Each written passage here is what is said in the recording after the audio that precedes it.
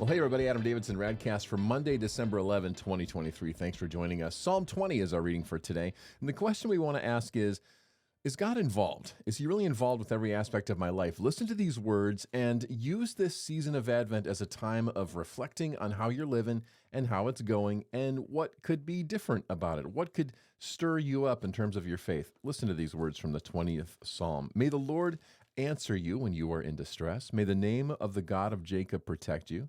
May he send you help from his sanctuary, and grant you support from Zion. May he remember all your sacrifices and accept your burnt offerings. Remember, it's the Old Testament. May he give you the desires of your heart and make all your plans succeed. May we shout for joy over your victory and lift up our banners in the name of our God. May the Lord grant all your requests. And then the psalmist goes on to say this, I know, the Lord gives victory over his anointed, and then tells the story of God's continued victory over evil. So Psalm 20, that's the word of the Lord. Getting God involved again. What if this season were a time for you to go, this is a chance for me to just stop now 2 weeks from Christmas and say, how involved is God in my day to day?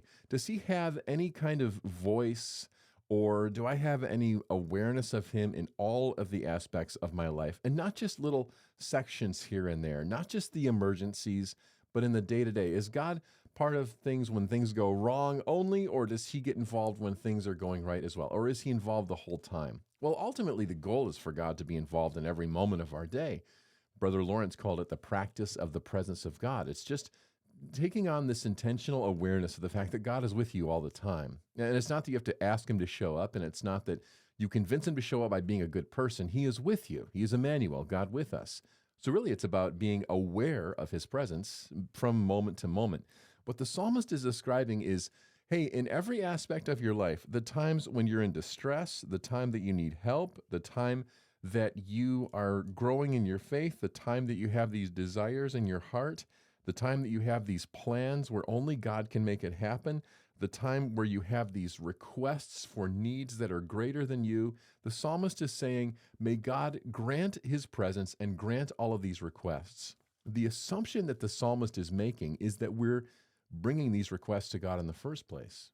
And that's one true test on the level or the amount of involvement that God has in our lives, because if he's involved with every aspect, we're going to be talking to him about every aspect. Not just praying about the emergencies and just praying about the big needs, but just talking to him throughout the day in the whole thing. God, I've got a meeting coming up at 9:30. I really need your help in that. Or God, we've got this question with one of our kids in a few days, and we're going to have this conversation, and I need your wisdom in that. Or God, thank you so much that this day has gone so exceedingly well. I don't underestimate your presence in it.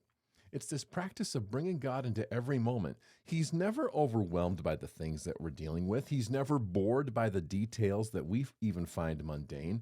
He just loves us and wants to be a part of our lives. And here's what happens. As we walk with him and consider the presence of Jesus, what we find is that we become more like him.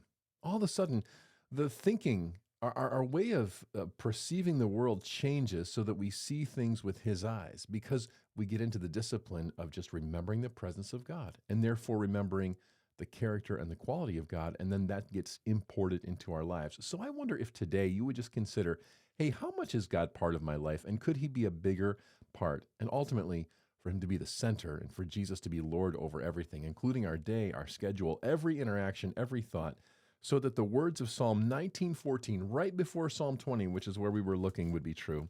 And this is the prayer of the psalmist, and this is my prayer for you and I today. May these words of my mouth and this meditation of my heart be pleasing in your sight, Lord, my rock and my redeemer. That's RadCast.